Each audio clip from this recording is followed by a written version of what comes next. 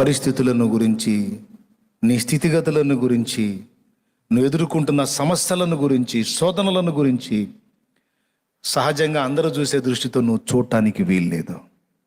ఎందుకంటే నువ్వు ప్రత్యేకమైన వ్యక్తివి, నువ్వు ఆత్మ సంబంధివి, ప్రకృతి సంబంధివి కాదు, శరీర సంబంధివి కాదు. నువ్వు దేవుని ఆత్మ సంబంధివి గనుక దేవుని వలనే నీవు దృష్టించాలి, దేవుని వలనే నువ్వు ఆలోచించాలి. గొలియాతు 6 మూరల జానుడు అయితే వాడు అంత పొడుగైతే మనుషులకు పొడుగు, దేవునికి పొడుగా? అందరేమో వాడి పొడవుని, వాడి లావుని, వాడి ఎత్తుని, వాడి యుద్ధ నైపుణ్యాన్ని, వాడి సీనియారిటీని, వాడి బల్లెపు పొడవుని, వాడి ఈట పొడవుని, వాడి డాలు వెడల్పుని ఇవన్నీ చూసుకొని గందరగోళంగా పరిగెత్తిపోతా ఉన్నారు. ఇది వీళ్ళ దృష్టి. కానీ అదే మనిషిని దావీదు చూశాడు. కానీ దావీదుకు వాడేమనిపించట్లా. ముందు చెప్పినటువంటి విధంలో చూసిన వాళ్ళందరూ కూడా దేవుని బిడ్డలే, దేవుని సైన్యమే. వాళ్ళకు కూడా ఇశ్రాయేలు దేవుడైన యెహోవా తెలుసు. కానీ వాళ్ళకి దేవుని దృష్టితో సమస్యను చూడటం తెలియదు, దేవుని దృష్టితో పరిస్థితులను చూడటం వాళ్ళకి తెలియదు. వాళ్ళు నేర్చుకోలా, సాధన చేయలా. ఆఖరికి వాళ్ళ రాజుకు కూడా, సౌలుకు కూడా వాళ్ళందరూ సహజంగా మానవులు ఏ దృష్టితో అయితే పరిస్థితుల్ని చూస్తారో అదే దృష్టితో వాళ్ళు చూశారు. నేను చెప్తున్నాను, దేవుని బిడ్డ దృష్టి సహజాతీతంగా ఉండాలి. సహజంగా అందరూ ఆలోచించే ఆలోచనలకు భిన్నమైన కోణంలో ఒక దేవుని సంబంధి ఆలోచన విధానం ఉండాలి. దావీదు దృష్టి వాళ్ళలాగా లేదు. వాళ్ళు వాడి పర్సనాలిటీ అంతా చూసి భయపడిపోతే దావీదుకు అసలు లెక్క అనిపించట్లా. వీడికి ఇంత భయపడుతున్నారు ఏంది? ఒక దెబ్బలో కొట్టేయచ్చు వీడిని, ఏంటి అసలు అని దావీదు చాలా చులకనగా మాట్లాడాడు వాడిని. అంతమంది సైన్యం, 7 అడుగులు పొడవున్న రాజు, దావీదు కంటే పెద్దవాళ్ళైన అన్నయ్యలు అందరూ అందులో ఉంటే ఎవ్వడు పలకని మాట దావీదు పలుకుతున్నాడు. జీవము గల దేవుని సైన్యమును చదువు తిరస్కరించుటకు, జీవము గల దేవుని సైన్యములను తిరస్కరించుటకు ఈ సున్నతి లేని ఫిలిస్తీయుడు ఎంతటి వాడు? బాబా ఎంతటి వాడు అంటే 6 మూరల జానుడు ఉన్నాడని వాళ్ళంతా అదురుకొని వస్తుంటే వాళ్ళందరూ అదురుకున్న అతన్ని చూసి ఇతనంటాడు, వీడు ఎంత, ఈయనెంత, ఈయన పొడవెంత? మహా ఉంటే ఒక 5.5 ఉంటాడేమో అప్పటికి. చిన్న వయసు వాడు, కాస్త బాల్యప్రాయం దాటి కొంచెం యవ్వన ప్రాయంలోకి వచ్చాడు. వాని పర్సనాలిటీతో పోల్చుకుంటే ఇతని పర్సనాలిటీ అసలు లెక్కలోది కాదు. అక్కడ 6 అడుగులు 7 అడుగుల వాళ్ళే వెనక్కి తగ్గి కూర్చున్నారు. ఈ 5.5 వాడు వచ్చి అసలు వీడెంత అంటున్నాడు. ఆశ్చర్యం కదూ. సహజంగా ఆ మాట అన్న దావీదుని మిగిలిన వాళ్ళు ఎట్ట చూస్తారో ఒకసారి చెప్పండి నాకు. ఈ మాట దావీదు పలికాడు, ఆ మాట అన్న దావీదుని మిగిలిన వాళ్ళు ఎట్లా చూస్తారు, ఎట్లా ఆలోచిస్తారు? పిల్లోడు కదా, పిల్ల చేష్టలో పిల్లోడు కదా, ఆడిది పిల్ల బ్రెయిన్, పిల్ల ఆలోచనలో అని కొంతమంది వెటకారంగా మాట్లాడే వాళ్ళు ఉంటారు కదా. ఒకవేళ కొంతమంది దావీదుని అలా అనుకొని ఉండొచ్చు, పిల్లోడు కదా పిల్ల చేష్టలాగా మాట్లాడుతున్నాళ్లే అని. దేవునికి స్తోత్రం. పిల్లల దగ్గర ఉన్న విశ్వాసం మన దగ్గర ఎక్కడ ఏడిసింది అన్నయ్య? పిల్లల దగ్గర ఉన్న విశ్వాసం మన దగ్గర ఎక్కడ ఉంది అన్నయ్య? అవతారానికి, పర్సనాలిటీలకి మనం ఉన్నాం కానీ, పేరుకు పెద్దలంగా ఉన్నాం కానీ మనకన్నీ లాజిక్లు, మనకన్నీ డౌట్లు. మనకన్నీ డౌట్లన్నా, తర్కం ఎక్కువ మనకి. అది ఎట్లా ఇద్దిలే, అట్లా ఇద్దిలే, ఇట్లా ఇద్దిలే. మనకున్న అనుభవ జ్ఞానాన్ని బట్టి మనం ఆలోచిస్తాం. కానీ ఒక పిల్లోడు ఆలోచన అట్లా ఉండదు దేవుని విషయంలో. మీకు ఇంకొక ఉదంతం కూడా చెప్తాను. దాన్ని సపరేట్గా చెప్దాం అనుకున్నాను, కానీ సందర్భం వచ్చింది, చెప్పేస్తాను. 5,000 మందికి పైచిలుకు జనాభా, పురుషులే 5,000 మంది అంటే ఆడాళ్ళు అంతమంది ఉంటారు, పిల్ల జల్ల కూడా ఉంటారు. మొత్తం 10-12 మంది ఉన్నారు. యేసయ్య వాక్యం చెప్పిన 3 రోజులు అయిపోయిన తర్వాత వాళ్ళని పంపించేదానికి ముందు, వాళ్ళ ఆకలితో వెళ్ళటం నాకు ఇష్టం లేదు, వాళ్ళకి తినేదానికి ఏమన్నా ఆహారం పెట్టండి అని ప్రభు మాట్లాడాడు శిష్యులతో. అట్లా మాట్లాడినప్పుడు ఒక్కసారి మీరు ఆలోచన చేయండి. మీకు తెలుసు 5 రొట్టెలు 2 చేపల సంగతి తెలుసు కదా మీకు. మళ్ళీ ఏమైనా చూపించాలా నేను? ఏమన్నా తెలుసుగా మీకు? 5 రొట్టెలు 2 చేపల సంగతి తెలుసా? ఎంతమంది తెలుసు? చేతులు ఎత్తండి. ఇది కూడా తెలియకపోతే ఇక చాలా దారుణం అనుకోవాలా, కొత్త వాళ్ళని మినహాయించి. ఆ రిఫరెన్స్ ఎక్కడుందో చెబుతారా పోనీ?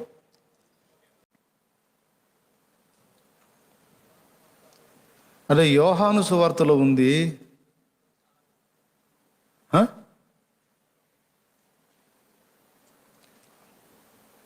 ఒక్కసారి మీరు ఊహించండి, అన్ని వేల మంది జనాభా అక్కడ ఉన్నారు కదా, వాళ్ళందరిలో ఎవరి దగ్గర రొట్టెలు లేవంటారా? ఎవరి దగ్గర చేపలు లేవంటారా? మీరు ఊహించి చెప్పండి కొంచెం. వాళ్ళమ్మ ఆ చిన్నోడికి 5 రొట్టెలు 2 చేపలు ఇచ్చిందో, ఇంకా ఎక్కువ ఇచ్చి పంపించిందో తెలీదు. అతడు కూడా అక్కడ ఉన్నాడు 3 days. ఆ చిన్నోడు కూడా వాడి దగ్గరే, వాడి గంపలో 5 రొట్టెలు 2 చేపలు ఉన్నాయంటే మిగిలిన వాళ్ళ దగ్గర ఉన్నాయా లేవా? పెద్దోళ్ళకి ఆకలి ఎక్కువ, పిల్లలకి ఆకలి ఎక్కువ. మనం 3 సార్లు తినేటప్పటికీ అల్లాడుతాం, వాడు 5 సార్లు కూడా తింటాడు. ఆడతాడు వస్తాడు ఆకలి అంటాడు, ఆడతాడు వస్తాడు ఆకలి అంటాడు. అవునా? 5 సార్లు తిన్నా కూడా అరిగిపోయేది. పిల్లవాడి దగ్గర మిగిలిన ఈ రొట్టెలు అంటే మరి పెద్దోళ్ళ దగ్గర ఉంటాయా ఉండవా? మీరు నోరు తెరవడం, మీకు దండం పెడతాను, గట్టిగా చెప్పండి. మీరన్నా చెప్పండి, ఉంటాయా ఉండవా? పిల్లవాడి దగ్గరే ఉన్నప్పుడు పెద్దవాళ్ళ దగ్గర ఉండవా? అది పాయింట్. మరి ఎవరన్నా ముందుకు వచ్చారా? ఎందుకని? లాజిక్. వీరికి పెట్టుటకు మీ వద్ద ఏమైనా కలదా అంటే, ఓయమ్మో ఇంతమందికి పెట్టడానికి మన దగ్గర ఉన్న ఈ గంపలోన ఈ 10 రొట్టెలు ఏం సరిపోతాయి, ఈ 20 రొట్టెలు ఏం సరిపోతాయి అనుకున్నారు. వీరికి పెట్టుటకు మీ వద్ద ఏమైనా ఆహారము కలదా అన్నప్పుడు పెద్దవాళ్ళ దగ్గర తర్కం పనిచేసింది. తర్కం పనిచేసినప్పుడు ఏం జరిగిద్దంటే విశ్వాసం మీకు అక్కడ పనిచేయదు. తార్కికంగా ఆలోచించిన వాడు విశ్వాసాన్ని ప్రయోగించలేడు. విశ్వాసం ప్రయోగించాలంటే నీ తర్కం తీసి పక్కన పెట్టాలా. మానవ తర్కం, విశ్వాసం 2 కలిసి పని చేయవు. మానవ తర్కానికి భిన్నంగా ఉంటుంది విచిత్రంగా విశ్వాసం. తర్కానికి భిన్నముగా నమ్ముటయే విశ్వాసం. ఏమయ్యా, పైనుంచి నీళ్లు పడతాయంటే మానవ తర్కం ఒప్పుకుంటుంది. అగ్ని పడిద్దంటే ఒప్పుకుంటారా? ఏంది అగ్ని వాన గురిసిద్దా? నా చెవులో ఏమన్నా పూలు కనపడుతున్నాయి అంటాడు వెంటనే. నీళ్లు పడతాయి అంటే పడిద్ది, వాన పడిద్ది అంటాడు. అంటే మానవ తర్కం ఒప్పుకోదు, సహజమైన విషయాలకే ఒప్పుకుంటుంది. అది ఎలా జరిగిద్ది అంటాడు. కానీ వాక్యం చెబుతుంది మరి అగ్ని వడగళ్ళు కురుస్తాయని. నమ్ముతాడా? కానీ విశ్వాసం కలిగిన వాడు నమ్ముతాడు. ఈ పిల్లవాడి దగ్గర ఆ చిన్న గంపలు 5 రొట్టెలు 2 చేపలు ఉన్నాయి. ఆకలైతే తిన్నానా అని. యేసయ్య మాటలు దెబ్బకో ఏమో వాడికి ఆకలైనట్టు లేదు, అయినా కాస్త కూస్తో తిన్నాడేమో. చాలా సరుకు మిగిలింది వాడి దగ్గర, 5 రొట్టెలు 2 చేపలు మిగిలినాయి. మీ దగ్గర ఏమన్నా ఉందా అనగానే చాలా మంది పెద్దోళ్ళు ఉన్నారు, వాళ్ళందరి దగ్గర కొద్దో గొప్ప ఉండొచ్చు. కనీసం అంతమంది దగ్గర లేకపోయినా కనీసం 10-15 మంది దగ్గర ఉండదా? వేల మంది దగ్గర లేకపోయినా ఉంది, కానీ ఎవ్వరూ ముందుకు రాలా. ఎవరు ముందుకు వచ్చాడు మరి? పిల్లోడు ముందుకు వచ్చాడు. వచ్చేమన్నాడు? నా దగ్గర ఇది ఉన్నది. ఇంక వేరే మాట ఏం మాట్లాడలా. యేసయ్య అడిగాడు, ఇదిగో. అది ఆంద్రేయ తీసుకొచ్చి, పిల్లవాడేమో నా దగ్గర ఇది ఉంది అని తీసుకొస్తే, ఆ 5 రొట్టెలు 2 చేపలు ఆంద్రేయ యేసయ్య దగ్గరికి తీసుకెళ్ళి, ఇవి ఏమాత్రం అంటాడు. దేవునికి స్తోత్రం కలుగును గాక. అక్కడ లాజిక్ వాడాడు ఆంద్రేయ. ఇంతమంది జనాభాకి ఇవి ఏమాత్రం అన్నాడు. మీరు ఆ రెఫరెన్స్ తీరుగా యోహాను సువార్త 6వ అధ్యాయం తీసారా? యోహాను సువార్త 6వ అధ్యాయము 8వ వచనం నుంచి చదువు. ఆయన శిష్యులలో ఒకడు, అనగా సీమోను పేతురు సహోదరుడైన ఆంద్రేయ, ఇక్కడ ఉన్న ఒక చిన్నవాని యొద్ద 5 యవల రొట్టెలు 2 చిన్న చేపలు ఉన్నవి గాని ఇంతమందికి ఇవి ఏమాత్రమని ఆయనతో అనగా. ఈ మాట చిన్నోడు అన్నాడా? ఇచ్చే చిన్నోడు అన్నాడా? అనలా. మీ దగ్గర ఏమన్నా ఉందా అంటే తీసుకొచ్చి ఇచ్చాడు. కొంతమంది అండి, దేవుని సువార్త చెప్పండి, ఇతరులకు రక్షణలోకి నడిపించండి, ఆత్మలను కాపాడండి అని చెప్తుంటే, నేను ఇందాక చెప్పానే, వాళ్ళలాగా అబ్బో మనకాడు కుదిరిద్ది, మనోళ్ళు ఏడయిద్ది. అసలు మనుషులకు వాక్యం చెప్పాలో, సువార్త చెప్పాలంటే ఎంత జ్ఞానం కావాలి, ఎంత సబ్జెక్ట్ కావాలి, తమరి తలకాయ కావాలి. ఎవరు చెప్పారు? ఎవరు చెప్పారయా? నువ్వెందుకు నమ్ముకున్నావో రక్షకుణ్ణి? ఆ లాజిక్ అంతవరకు చెప్పు. వేరే ఆలోచనలు ఏం చేయవాకు. అసలు వాక్యం చెప్పాలంటే, అసలు నేను చెప్పాను, నీకు తెలిసిన విషయాలన్నీ కూడా, మీరు మాట్లాడే విషయాలు ఏవైనా కానీ, మీరు ఇక్కడే కాదు బయట ప్రజలు కూడా విన్నట్లు, మీరు కూడా వాక్యం మాట్లాడినవి ఏమైనా దేవుడు మీకు తలంపులు ఇచ్చి ఉంటే అవి మాట్లాడి మీరు కూడా నెట్లో అప్లోడ్ చేయండి అంటే కొంతమంది భయపడతారు. నీకు తెలిసిందేదో, దేవుడు నీకు నేర్పిందేదో మాట్లాడి అందులో ఉంచవాయా? నీకేమి ఫీజా? ఫ్రీయేగా, అందులో ఉంచు అంటే, అబ్బో అంత సబ్జెక్టు మన దగ్గర ఎక్కడుంది, అమ్మో మన వల్ల కాదు. ఇంతమంది జనాభాకి పెట్టడానికి సరిపడా మన దగ్గర రొట్టెలు ఏడున్నాయి అని అనుకున్నోళ్ళు కొద్ది గొప్ప ఉన్నా కూడా దాన్ని బయట పెట్టలా. కానీ చిన్నోడు నా దగ్గర ఇదే ఉందయ్యా అన్నాడు. యేసయ్య, అబ్బాయి ఇదేందిరా మరి 5 రొట్టెలు 2 చేపలు అంటే ఏడు సరిపోతారా? కాదులే తీసపో అన్నాడా?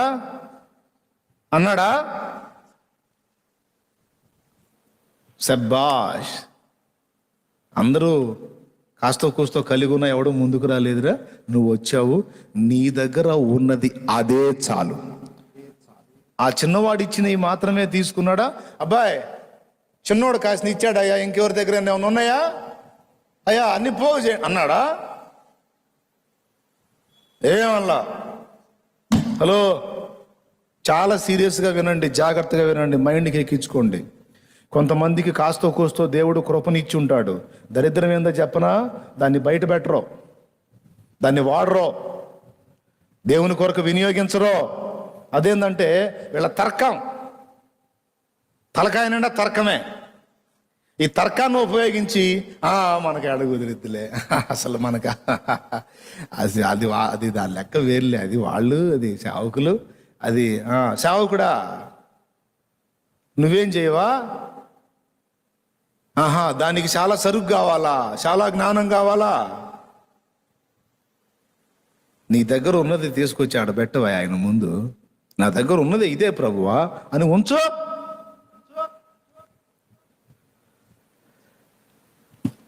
దాన్ని ఎలా చేస్తే అందరి కడుపులు నింపుతాయి అది యేసయ్య చూసుకుంటాడు. కొట్టరు మీరు, కోమాలోకి పోయారు. దాన్ని ఎట్లా చేస్తే అందరి కడుపులు నిండుతాయో యేసయ్య చూసుకుంటాడు. నీకెందుకు? నీకు దేవుడిచ్చింది ఏదో మాట్లాడు. ఎవరెవరినో చూసి అబ్బో ఆయనంతా ఈయనంతా ఆయనంతా అని ఎందుకు ఆగిపోయా?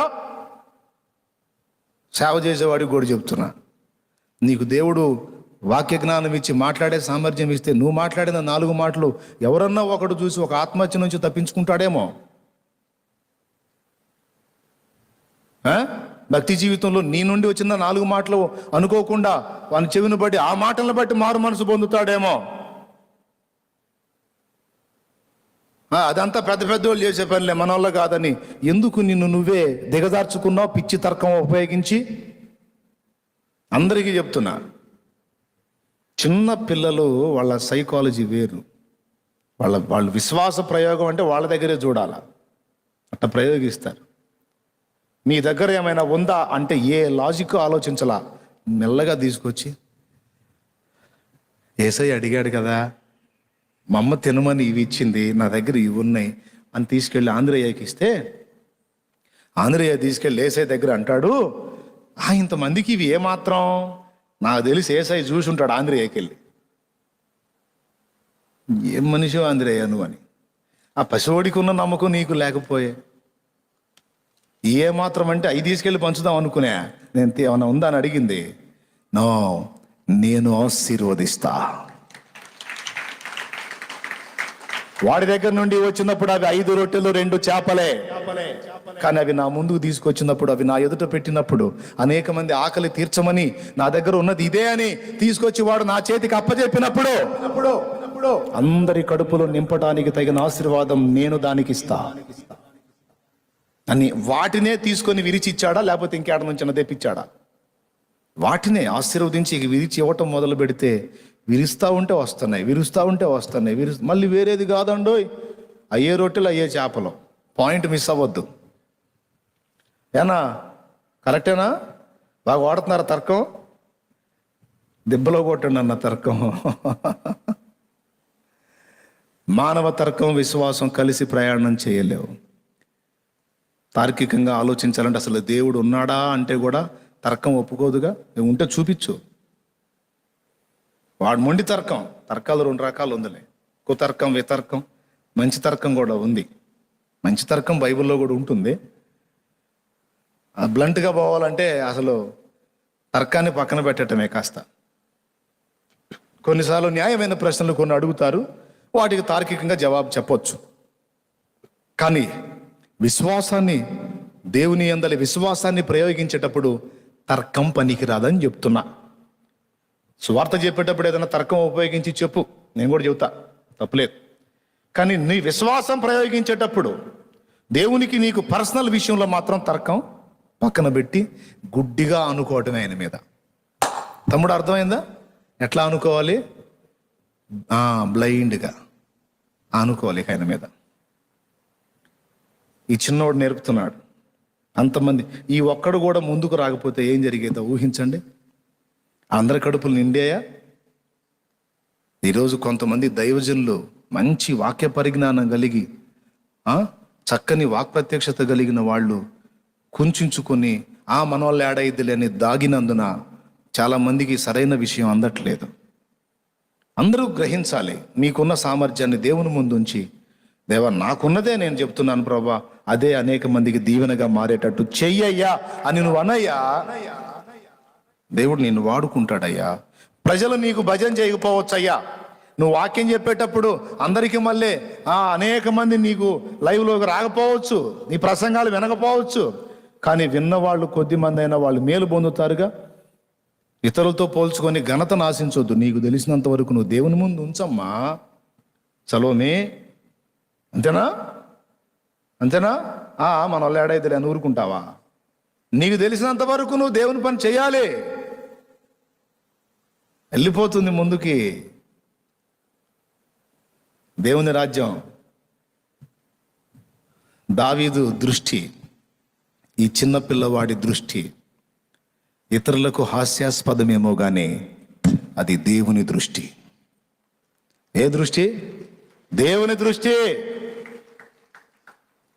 వాళ్ళందరికేమో వాడు 6 మూరల జానడు కనపడితే అసలు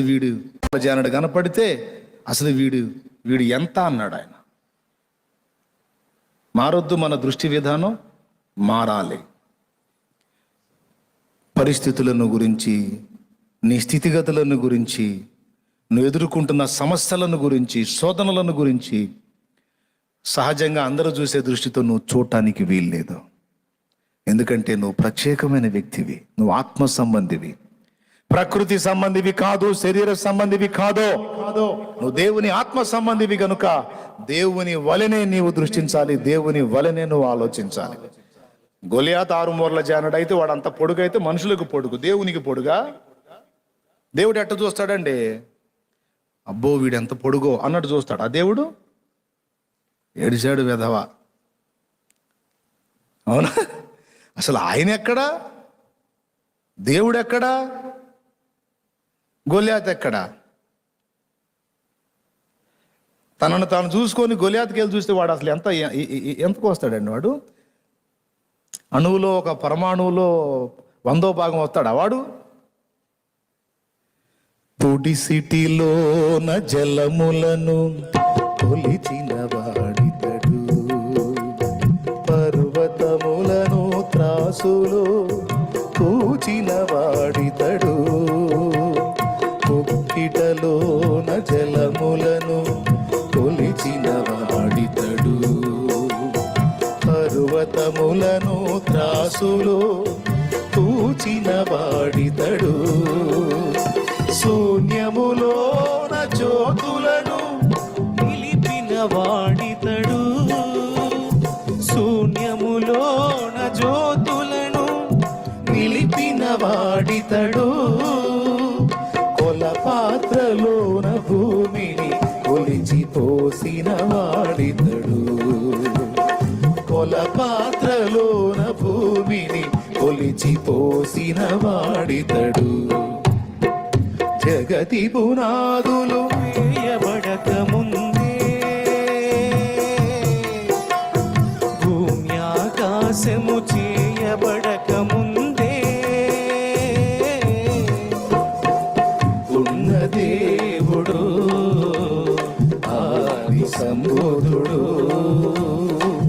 ఉన్న దేవుడు ఆది సంబోధుడు, జగతి పునాదులు వేయబడక ముందే. దేవునికి మహిమ. శూన్యంలో జ్యోతుల్ని నిలిపినోడు, కొలపాత్రలో భూమి మట్టిని కొలిచి పోసినోడు, కుడిసీట్లో జలాలు కొలిసి పోసినోడు, అసలు ఆయన ఎక్కడ? గొలియాతు ఎక్కడ? దేవుడు గొలియాతును లక్ష్య పెడతాడా? మరి వీళ్ళందరూ ఎందుకు లక్ష్య పెట్టారు? వీళ్ళందరిదేమో మానవ దృష్టి, దావీదుదేమో దైవ దృష్టి. గుర్తుపెట్టుకో, గొలియాతు అంటే ఒక సమస్య, గొలియాతు అంటే ఒక శోధన. ఇప్పుడు మీ అందరి బతుకుల్లో కూడా కొన్ని గొలియాతులు ఉన్నాయి. అవి మీ ఆత్మీయ జీవితంలో నిలవలేక పడిపోయే సమస్యలు కావచ్చు, మీ అప్పుల సమస్యలు కావచ్చు, రోగాలనే గొలియాతులు కావచ్చు. ఒక్కొక్కడికి ఒక్కో టైపులో ఉన్నాయి. కొంతమందికి ఒకటే గొలియాతు ఉన్నాడు, కొంతమందికి 2-3 గొలియాతులు ఉన్నారు, కొంతమందికి ఒక 1/2 గొలియాతులు, అంటే 5-6 రకాల సమస్యలు. ఏం లేవా? ఎవరికి కావాల్సిన గొలియాతులు వాళ్ళకు ఉన్నారు. దేవుడు ఏమంటాడంటే సింపుల్గా ఒక మాటలో, నేను చూసినట్టు చూడు అంటాడు. ఏంది ప్రభా నువ్వు చూసినట్టు చూసేది? అమ్మో అదురుపుడుతుంది తండ్రి అని దడదడలాడిపోతా ఉన్నాం మనం. దేవుడు అంటాడు, దృష్టి మార్చుకోరా బాబు, తార్కికంగా లోకస్తులా చూడకుండా విశ్వాస నేత్రాలతో నా వలె చూడు అంటాడు.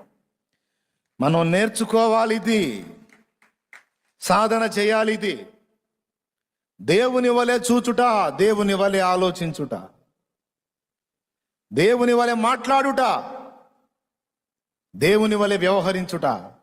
ఆయనే మనకు మాదిరి. దావీదు దగ్గర కనపడదు. అందుకే దావీదుకి ఏం పేరు పెట్టాడు?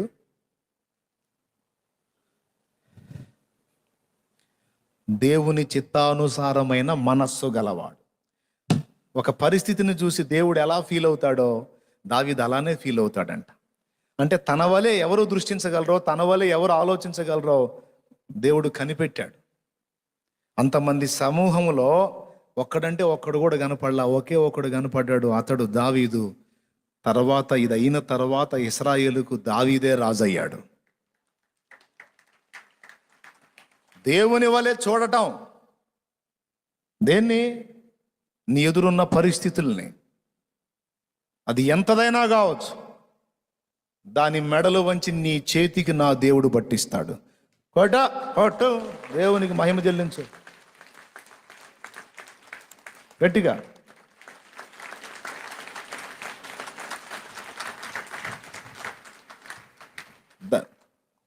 ఆ సమస్య మెడలు వంచి నీకు అప్పగిస్తాడు. బలవంతుడు దేవుడు, నీవు కాదు. నీ బలాన్ని చూసుకుంటే నీ బతుకు, నా బతుకు అంతే. కానీ ఇక్కడ ఏంది మన భరోసా? ఎవరిని బట్టి మన దమ్ము, ఎవరిని బట్టి మన ధైర్యం? జీవము కలిగిన దేవుడో తల్ల క్రిందులు చేసాడు అవసరమైతే నీ కోసం ప్రకృతిని.